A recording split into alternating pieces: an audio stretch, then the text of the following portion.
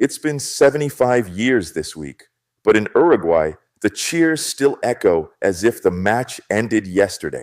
In Brazil, the silence remains deafening. This is the story of how one soccer game, the Maracanazo, became two very different national memories.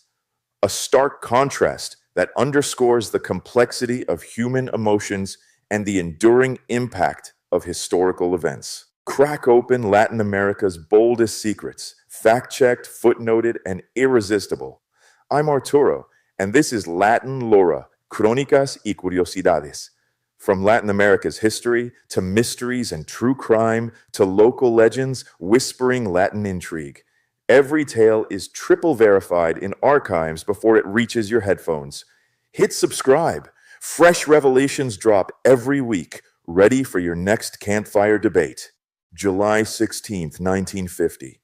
The Maracanazo Stadium in Rio, filled to the brim with 200,000 confident Brazilians, awaited their first World Cup title. But by day's end, the world would witness football's most stunning upset, now known simply as the Maracanazo. At first, everything went according to Brazil's script. Friaca opened scoring, igniting joyous celebrations. But then, Uruguay's Juan Alberto Schiaffino equalized. Tension filled the air. Still manageable, Brazil needed only a draw to become champions. But in the 79th minute, Alcides Giggia, a winger little known outside Uruguay, etched his name into immortality. With one swift move, Giggia silenced 200,000 souls. Scoring past Brazilian goalkeeper Moacir Barbosa, Giggia later famously said, "Only three people have ever silenced Maracanã: the Pope, Frank Sinatra, and me." In Uruguay, Maracanazo wasn't just a victory, it was a birth of national pride. Historian Alfredo Echandi captures this spirit perfectly. Uruguayans speak of Maracanazo in cafés as if it happened last weekend. It is timeless, always present. For filmmaker Eduardo Rivas, Maracanazo defined Uruguayan identity, proud yet humble. After their miraculous win, Uruguay's players comforted the Brazilians instead of celebrating wildly, a moment forever revered in Uruguay as a gesture of sportsmanship and humanity. In Montevideo today, children still learn stories about Obdulio Varela's psychological mastery, how he slowed the game, took control of the narrative, and stared down the immense Brazilian crowd.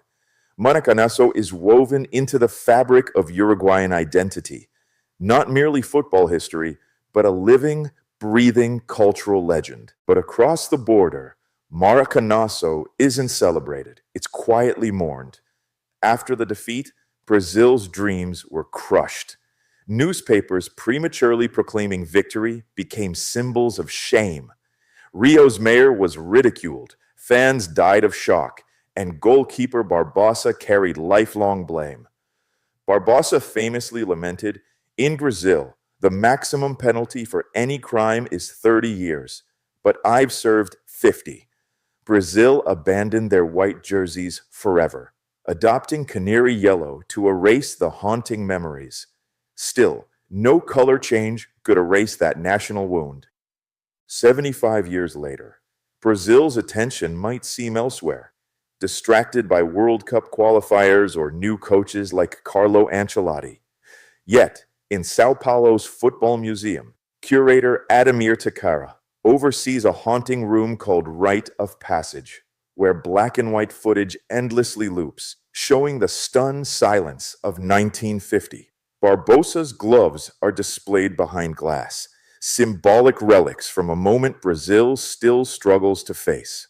Remarkably, amidst such a profound defeat, friendships form between Brazilian and Uruguayan players.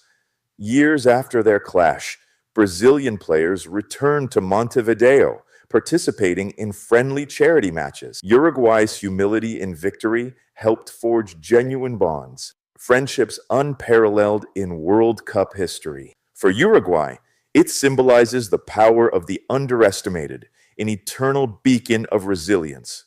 For Brazil, it's an ever-present reminder that victory isn't guaranteed, And sometimes loss shapes a nation more than success ever could.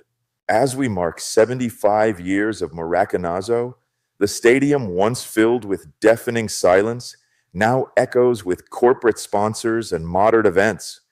But the match's ghosts persist. In Uruguay, they whisper stories of pride. In Brazil, they quietly remind that behind every triumph, there's always vulnerability. Perhaps this eternal duality is why, after 7.5 decades, Maracanazo continues to captivate, fascinate, and haunt us all. Gracias, curiosos de la historia. Thanks for trekking the hidden trails of Latin America with me. If you uncovered a new clue today, like, share, and hit subscribe so you never miss the next Latin American chapter. Drop your theories below, and until then, keep the legends alive and the facts on fire. Nos vemos en la próxima crónica.